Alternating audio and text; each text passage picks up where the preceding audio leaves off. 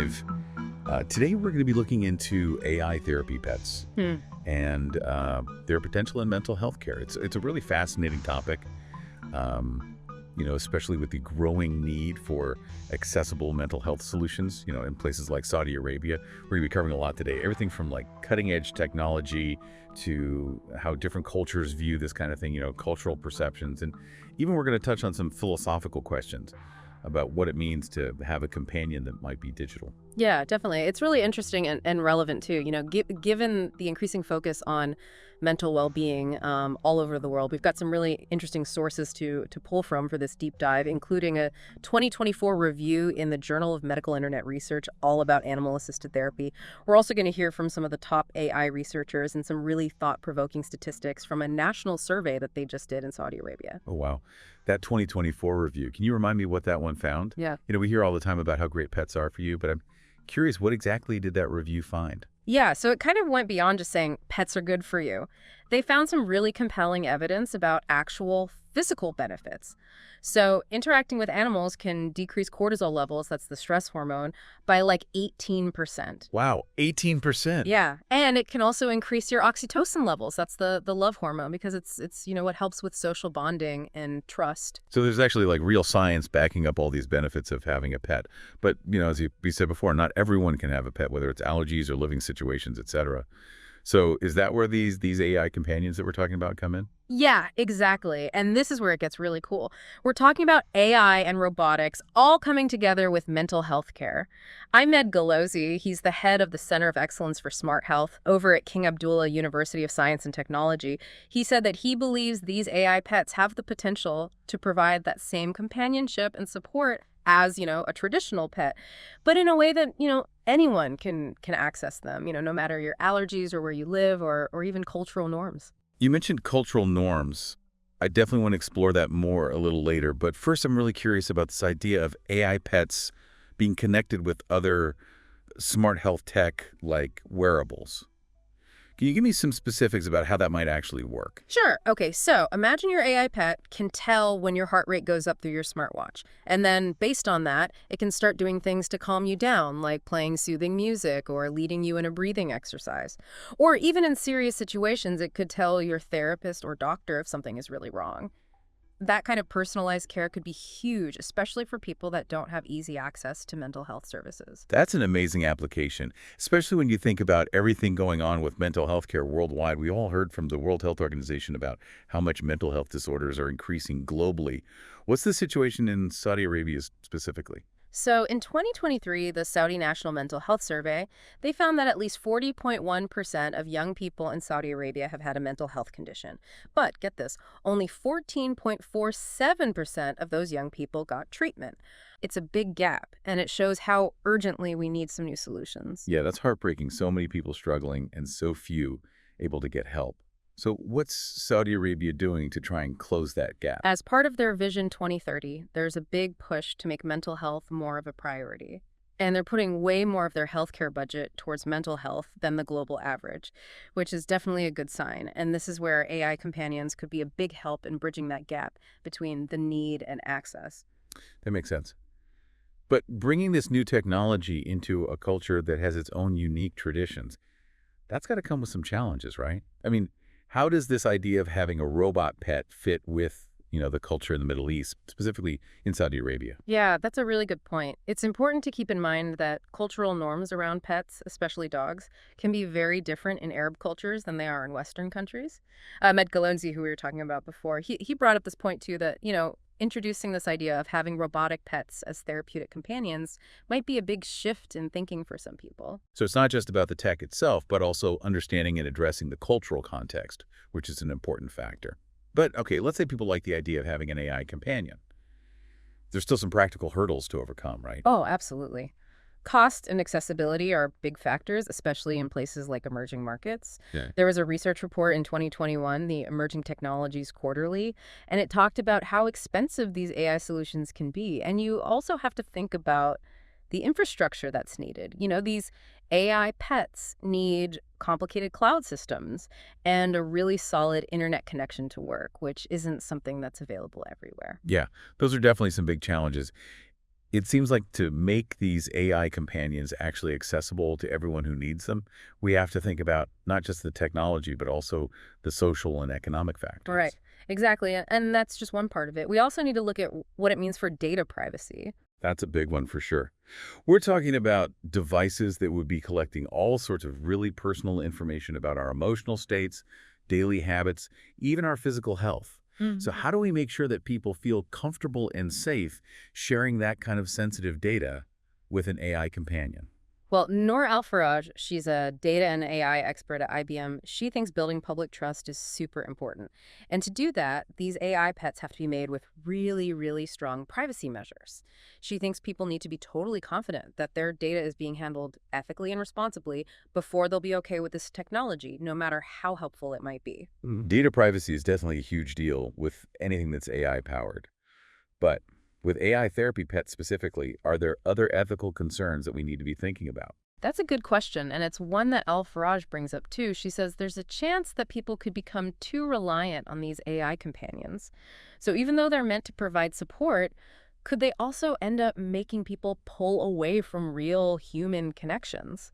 It's something to think about, and it leads to the bigger question of what we want AI's role to be in our lives, especially when it comes to something as complex and personal as mental health. Yeah, it's a delicate balance for Yeah. sure. Using AI in a good way without creating unintended consequences. Exactly. And that's why it's so important to have these conversations, talk openly about both the potential benefits and the ethical challenges, especially as this technology keeps advancing.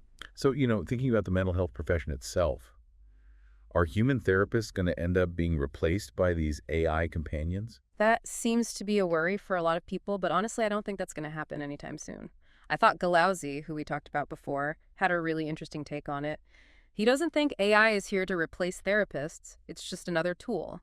He actually said AI will never replace doctors, but professionals who don't understand AI might find themselves out of work in the future. Wow, that's powerful. So the future of mental health care might not be AI versus human. It might be AI and human working together. Yeah. But what does that look like exactly?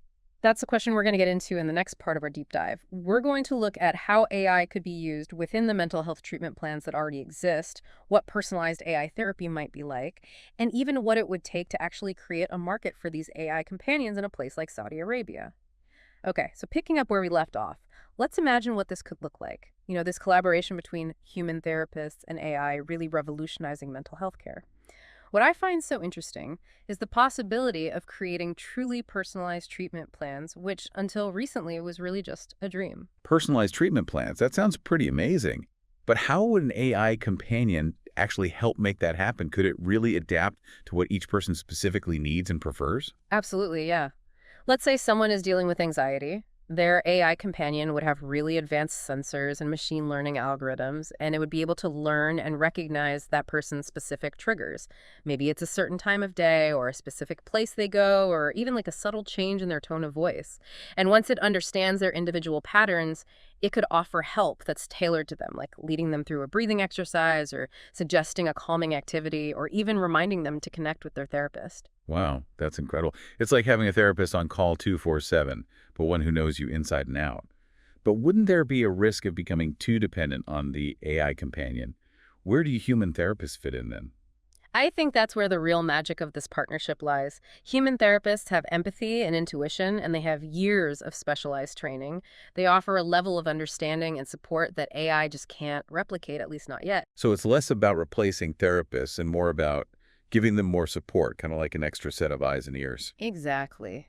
The AI companion could gather all sorts of helpful data about the patient's daily life, how their emotions change their reactions to different treatments.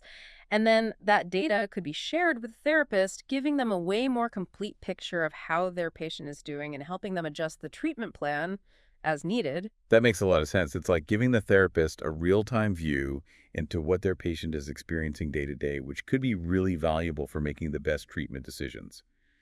But let's say we figure out all the tech and ethical stuff, creating a market for these AI therapy pets, especially in a place like Saudi Arabia, seems like a huge project.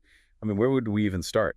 Well, it has to start with education and infrastructure. We need to train professionals in AI and all these new smart health technologies and make sure they understand how to use them effectively. And of course, we need to make sure the infrastructure is there to support these devices, things like good internet access and reliable cloud systems.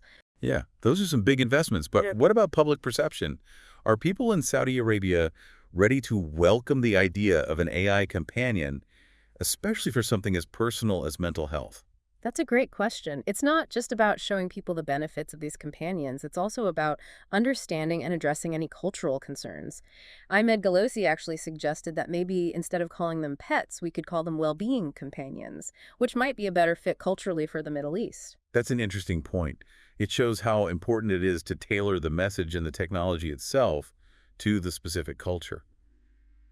But even with all that, I still wonder if there's just something unique about the bond we have with real animals, Hmm. something almost magical that AI will never be able to copy. Noor Al-Faraj actually said something similar. She said that she's still not convinced that AI can ever replace that unpredictable warmth and connection you get from a living, breathing animal. Yeah, it's true. There's this certain spontaneity and a real emotional exchange that happens with a real animal. It's hard to explain, but it's incredibly powerful. Right. And while AI companions could offer some amazing benefits when it comes to accessibility, personalization, and data-driven insights, they might not ever fully capture that special something that makes the human-animal bond so unique. It feels like we're at a really important moment in both technology and mental health care. On one hand, we've got these amazing advancements in AI offering all these exciting possibilities for personalized support and treatment.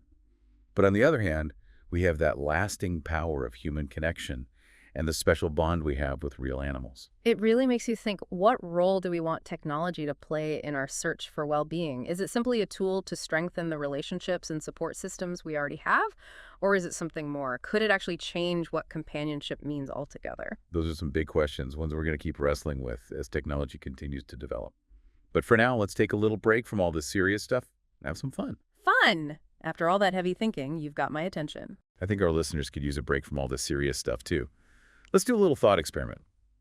If you could design your perfect AI therapy pet, what would it be like? Ooh, I love that. Okay, let me think. I think mine would be a sleek silver cat, really agile and graceful with these piercing blue eyes that seem to look right through you. It would be super intuitive too. It would know how I'm feeling and know exactly when I need a distraction or just a nice calming purr. A silver cat, very futuristic. What about its personality? Would it be more playful or more chill? A little bit of both, I think. Playful enough to keep things interesting, but also able to just hang out quietly when I need some peace and quiet. And of course, it would have amazing taste in books and music, always giving me new and interesting stuff to check out. Now you're talking. Okay, Yeah. my perfect AI companion would have to be a dog, a big goofy golden retriever with a tail that could probably knock everything off my coffee table when it wags. Super loyal and always ready for an adventure, but also sensitive enough to know when I'm feeling down and just need a hug. I can just picture it bounding through a field of wildflowers with you running next to it laughing and happy. Exactly. And hey, maybe you could even fetch me my coffee in the mornings. Now you're pushing it. Hey, a deep diver can dream right. Of course, it's amazing to think about all the possibilities, how we could personalize these companions to match our own unique needs and wants. But let's not forget the serious side of all this. As we imagine these incredible creations, we also have to remember the ethical side of things and make sure we're using this technology in a responsible way and not accidentally creating unintended consequences. That's a good point. It's a reminder that even when we're imagining things, we need to think about AI with a balanced view, realizing both its potential and its limitations. So as we wrap up this part of our deep dive, I want to leave our listeners with a question to think about. So if you could have an AI companion that was made just for you, what boundaries would you set to make sure you had a healthy, good relationship with it? It's something to really think about as this technology gets more advanced and becomes a bigger part of our lives. Yeah, that's such an important question, and it really makes us think about what we believe in and what we expect from companionship, whether it's with another person, an animal, or even AI. For me, I think the most important thing would be keeping things balanced. I'd want my AI companion to be there for me and be engaging, Yeah. but I'd also need to have boundaries to make sure I wasn't relying on it too much or forgetting about my relationships and experiences in the real world. Balance is so important, especially when we're talking about technology that's designed to be so personal and always there. It's easy to get caught up in how convenient and new it is. But we have to remember that AI, no matter how smart it gets, is still just a tool. It's our job to use it in a smart way and to make sure we're still in control of our own lives. Exactly. We can't just hand over our well-being to AI no matter how advanced it is. We need to work on ourselves, our own resilience, our ability to connect with others, and our ability to deal with life's ups and downs, both online and offline. It seems like the real challenge isn't just making the technology better, but making ourselves better too. Improving our emotional intelligence or self-awareness and learning how to use technology in a way that makes our lives better, not worse. It's a journey, isn't it?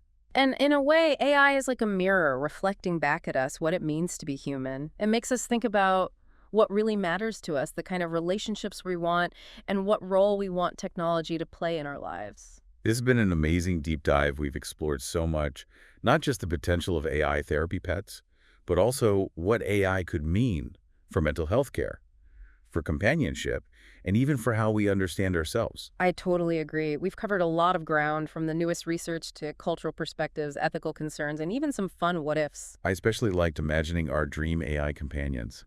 Who knows, maybe someday they won't just be dreams. Maybe, but even if they stay as dreams, it was a good exercise. It made us think about what we really want in a companion and how we can use technology to make our well-being better in a responsible and fulfilling way. And to our listeners, we hope this deep dive has given you more than just facts.